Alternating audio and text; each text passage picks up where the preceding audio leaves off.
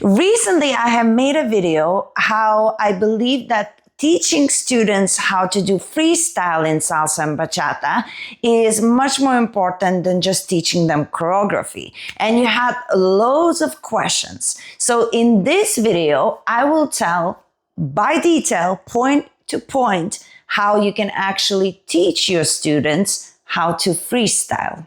And maybe for you as a student, it will be also a little bit more of an eye opener.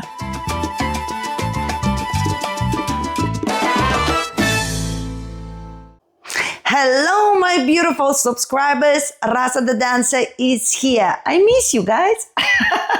Now, today's video is a follow-up, and I think it's super important. And I think this one is actually quite helpful, especially for the teachers, but also as a student, it might open your eyes a little bit more of what's happening when the teachers are teaching. And maybe it will make you reflect and look at your teachers and see whether they are doing these things to you too, to help you and get better at freestyling. What does freestyle mean? It means interpreting the moves that you learn, interpreting the music that you hear, playing with your partner and not being stuck in doing exactly the same thing as you learned in a class, or looking exactly the same way as your teacher, being able to express your personal style. All those good things depends on how the teacher will start teaching you and what kind of things they were going to implement to make you feel like you are able to even try and freestyle.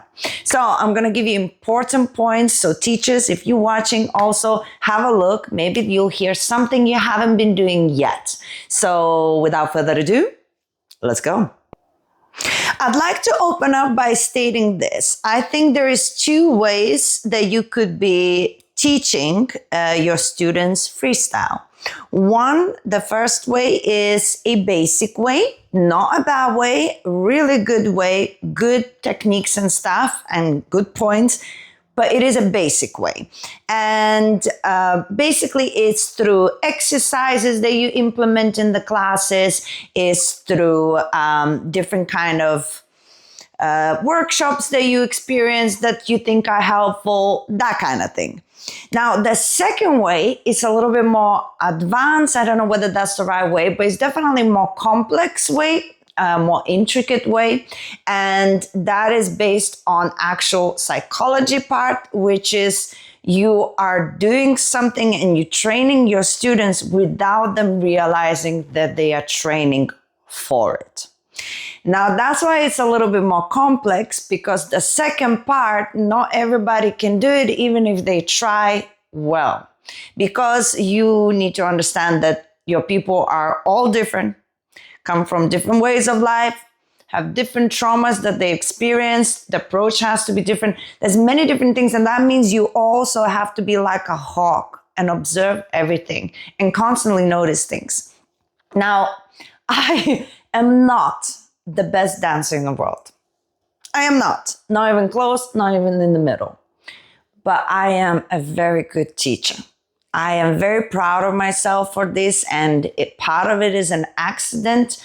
The way I was born genetically and the way my mother installed certain things and life happened.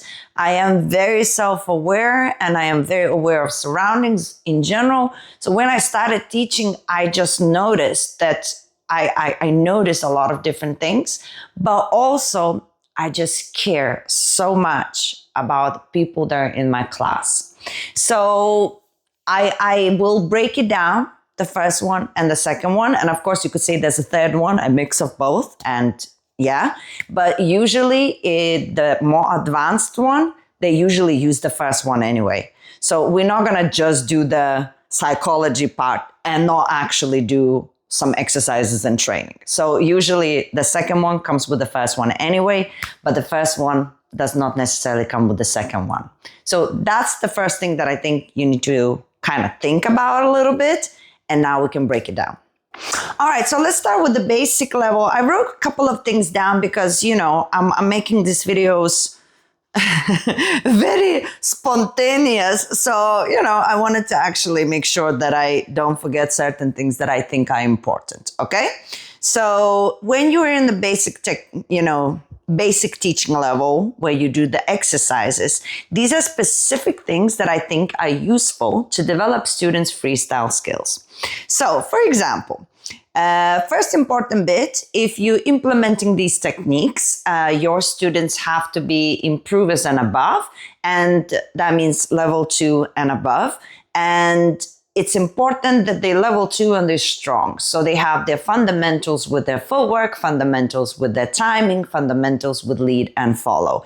Not complex, but comfortable and understanding the idea of dance in general, and maybe knowing a little bit of history of the dance that they dance. Basic. So then you can implement these kind of exercises. For example, musicality classes. Okay, so musicality classes are very important because there's many different kinds. You can whether go to a musicality class where the instruments I explained and where it's what and what you listen for in order to feel this or whatever. But there's also musicality classes that I actually prefer where you actually implement some sort of work as you are learning the musicality. So they would play something and a couple of instruments here and there and there and then. They say, for example, you can do this here or you can do that. And then you get to practice it. And then they would play another song and be like, can you hear the same thing? And what would you do here? And you try to. So they actually teach you and different things that you could do to different songs and, make you hear different things and say, okay, if it slows down, you slow down, this and that. So starts giving you a little bit more idea of how you can express yourself, but also putting in the practice while you're actually moving and not just listening to it. So musicality classes can be a great way to get your people more comfortable to freestyle, expressing themselves to the music. Then you can also do separating moves and putting them together differently. So in a class, usually you will be teaching a routine.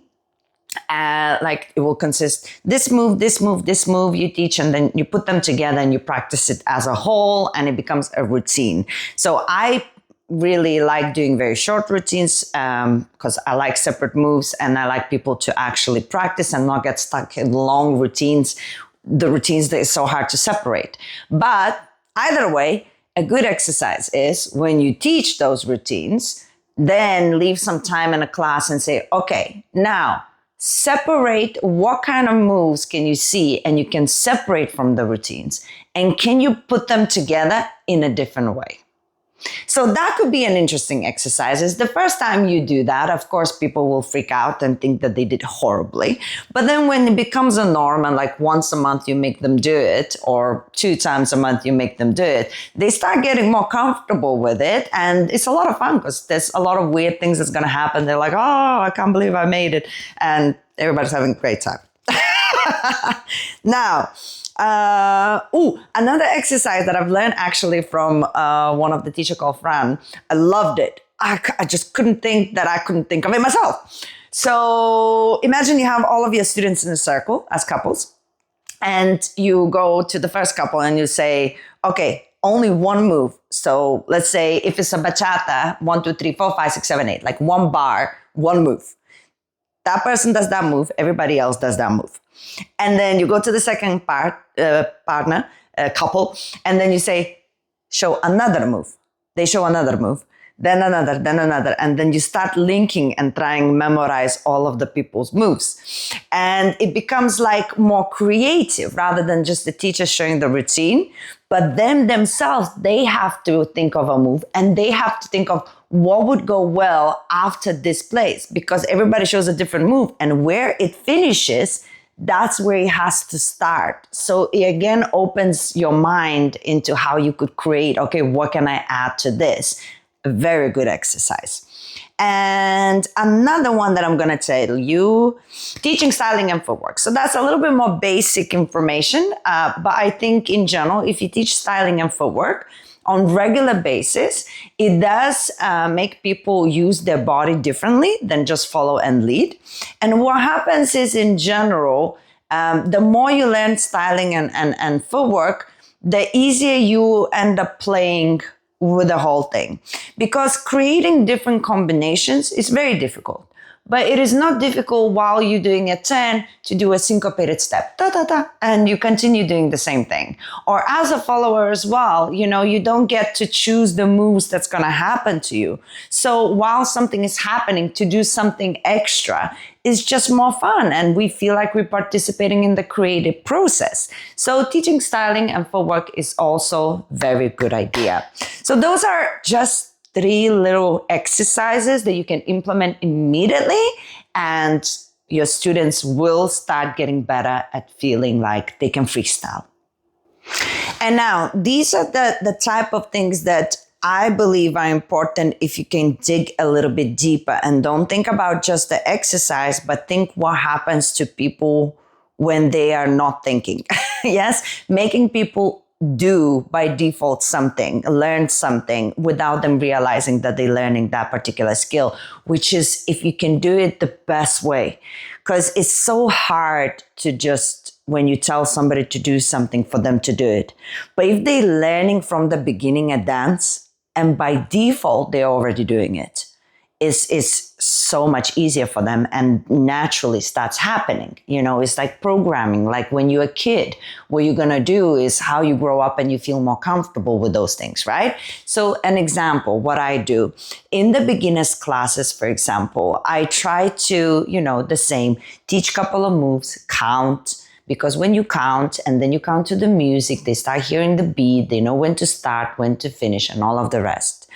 But then what I do, when I teach them a couple of moves, steps, I count them.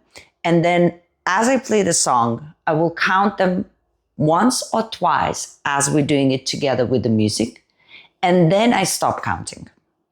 I stop counting for 2 reasons. 1, to allow them to choose where it is that they are moving, and to allow to see me, who is struggling with timing at the same time. Different topic, but it gives me an insight, right? Rather than me counting and making sure everybody's always in sync. And then, now and then somebody, off or whatever, and I'll be like, and one, I put them back on, whatever, but I want them to feel more confident in that they choose the beat correctly. And usually they do. Now, the other thing that I do is sometimes when I show the moves and everything, and we do it with the music, not only I stop counting, I also stop dancing. And I say, okay, guys, now you're on your own.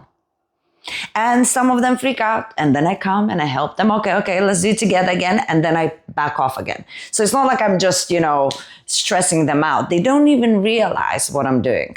But I'm giving them the opportunity to do it on their own, so that they wouldn't be always relying on me, because then they're always going to be in that kind of machine situation. And I need them to feel like they can do it themselves, building that confidence of doing it themselves. And then what I also, and this is all to beginners who they don't know what's going on at all in general, like they're just starting. And then what I do, I actually ask them, after showing a couple of different things, I ask them to now, okay, so when you'll be asking somebody to dance, if they're not from your class or something, they don't know what you're going to do. So it would be nice, if every time you dance with somebody else, you could do the moves that but maybe in a different order, because otherwise, if you ask that person twice, they might get bored, or you yourself get bored. And then I say, okay, so now I'll play a song and you could just do the same moves that you've just learned, because they don't have anything else, but put them differently. And then I start doing that from a very, very beginning. They don't need to have any skill set, but I am building and I'm having a look. Who is struggling? Who is naturally into that kind of thing? Who's struggling with that? I start noticing other things as well. So I can help them out to build confidence and to not be afraid to play around with the things that we're learning already, to get out of the mindset that there's a routine and you have to do the routine. And then one more thing that I do, not just for beginners, but for any class that I am in, I keep repeating to people, there is no such thing as a mistake. It's what you make out of it. That is a mantra for me, because yes, we know we have to stay in time. Yes, we know we have to look after the follower. The follower has to adapt to the leader. Yes, we learn all of those things. But then we need to remember there is no such thing as a mistake. The mistake is only if you admit to it. And I'm not saying verbally. I mean, like, there's ways you can stop, twist, do an extra there's things you can do. If you think you're already like, oh my God, this is not what I intended. How can you get out of it without admitting physically that this is a mistake? You know what I mean? So trying to already set in your minds, if you didn't do like this, that doesn't mean it's wrong. It's only wrong if you decided that it's wrong. But you can make something out of it, and they'll be like, well, there you go. That's my new creation. Who's going to say it's not legit? So trying to break that mindset that there's only one way or the highway.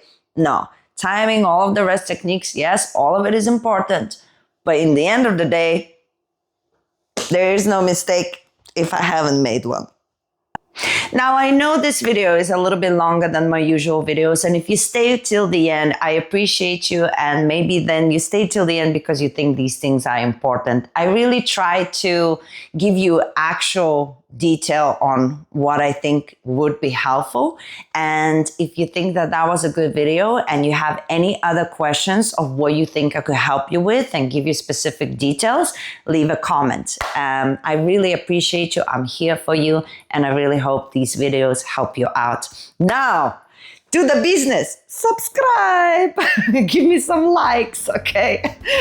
Support this struggling teacher, okay? Guys, I love you so much. I'm gonna leave you here with other videos that talking about what a good teacher is. So make sure you check them out and keep on improving. Mwah.